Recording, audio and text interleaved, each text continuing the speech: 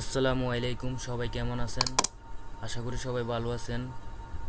এটি একটি আমার নতুন ওয়েব অ্যাপ্লিকেশন, যার মাধ্যমে যে কোনো ব্যবসা প্রতিষ্ঠান বা শোরুম তারা তাদের পণ্যের হিসেব কিতাব, কাস্টমারের তালিকা, ইনভয়েস সিস্টেম, রিপোর্ট সিস্টেম সব কিছু সহজেই করতে পারবে। চলুন দেখি কিভাবে এই কাজগুলো করবে স্টেপ বাই স্টেপ। এখানে প্রথমে ইমেল এবং পাসওয়ার্ড দিয়ে লগ ইন করতে হবে যদি অ্যাকাউন্ট খোলা থাকে। আর যদি অ্যাকাউন্ট খোলা না থাকে তাহলে প্রথমে একটি অ্যাকাউন্ট রেজিস্ট্রেশন করতে হবে। অ্যাকাউন্ট রেজিস্ট্রেশন করার জন্য সাইন আপ বাটনে ক্লিক করতে হবে।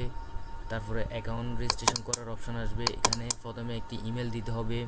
সাপোজ আমি এখানে আমার একটি ইমেল দিতেছি।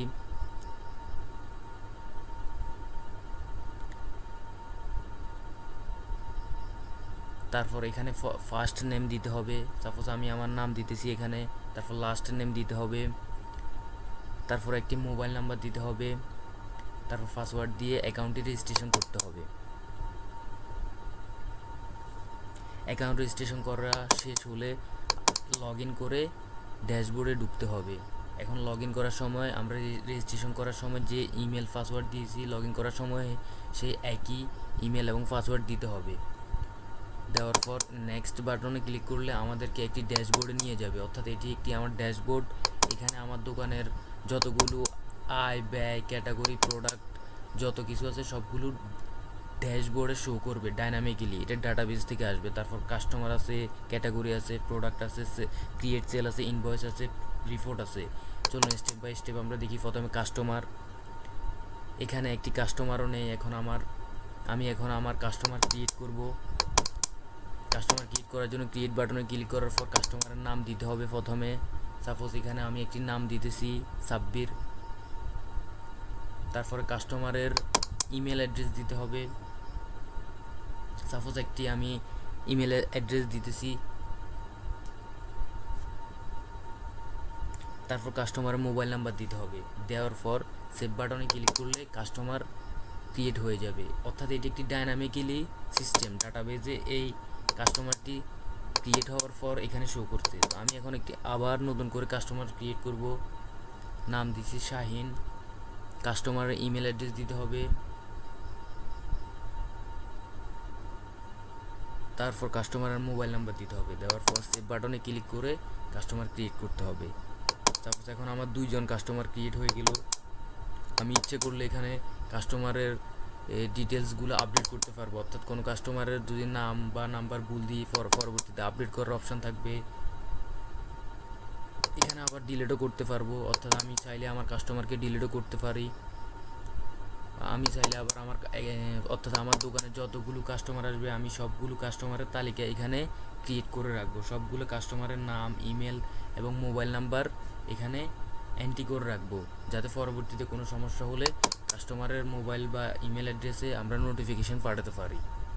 তো এখন আমি কাস্টমার ক্রিয়েট করলাম। তারপরে আমার দোকানে বা আমার শপে কি ক্যাটাগরির পণ্য বিক্রয় করব সেই ক্যাটাগরির ক্রিয়েট করব। ক্যাটাগরির নাম দিতেছি আমি, সাপোজ এখানে একটি ক্যাটাগরির নাম দিতেছি সাজ্জার। এটা ডাইনামিক্যালি হয়েছে, এখানে ডাটাবেস থেকে আসছে। তারপর আমি আরেকটি ক্যাটাগরি ক্রিয়েট করতেছি। সাপোজ আমি আমার দোকানে মোবাইল বিক্রি করব, মোবাইলের একটা ক্যাটাগরি দিতেছি। তারপর সাপোজ আমি আমার শপে হচ্ছে যাই আরেকটা ক্যাটাগরি পণ্য বিক্রি করব, সেটা হচ্ছে যে টিভি। বিভিন্ন ধরনের টিভি আছে, টিভির একটা ক্যাটাগরি।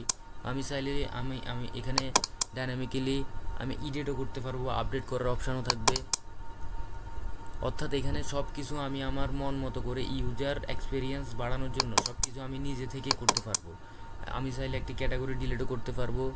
এখন এখন আমি আমার আমার শপে কি কি প্রোডাক্ট আছে সেগুলোকে আমি এখানে স্টোর করে রাখবো বা এখানে এন্ট্রি করে রাখবো, যাতে আমরা অটোমেটিক ইনভয়েস ক্রিয়েট করতে পারি। তো আমি এখানে একটি ক্যাটাগরি দিছি, ক্যাটাগরিটি ডাইনামিক্যালি আসছে। এখানে আসলে ফোনের নাম দিছি, প্রাইস দিছি, আমার দোকানে এই ফোনটি কতটি আছে ওইটা দিছি ইউনিট।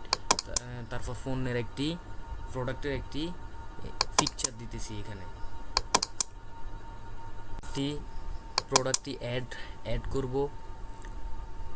এই প্রোডাক্টটি এখন অ্যাড হয়ে গেছে আমার শপে, এটি অ্যান্টি হয়ে গেছে।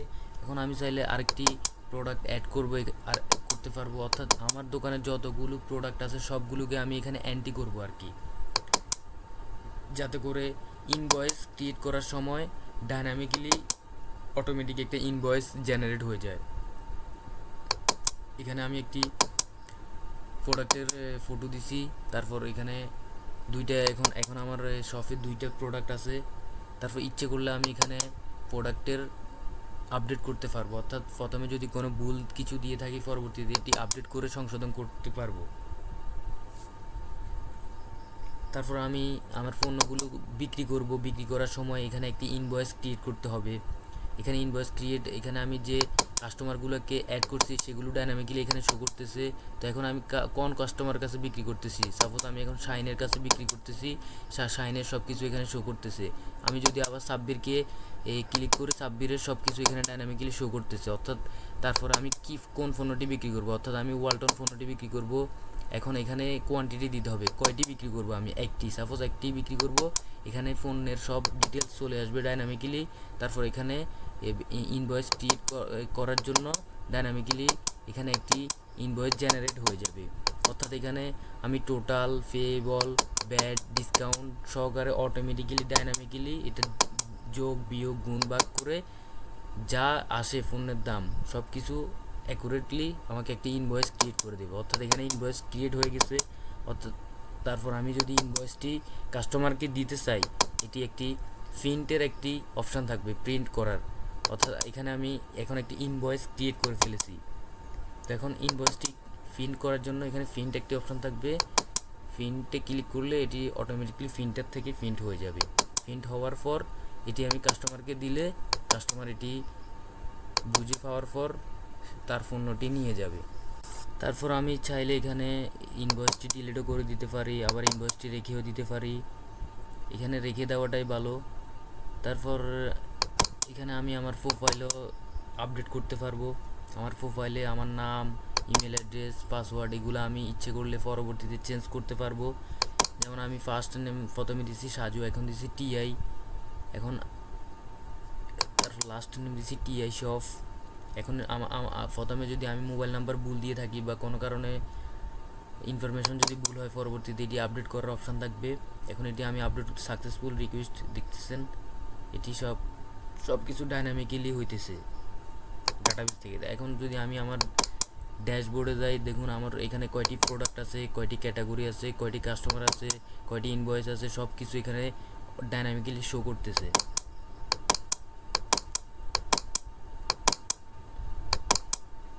অর্থাৎ এটি একটি ডাইনামিক্যালি ইনভেন্টরি ম্যানেজমেন্ট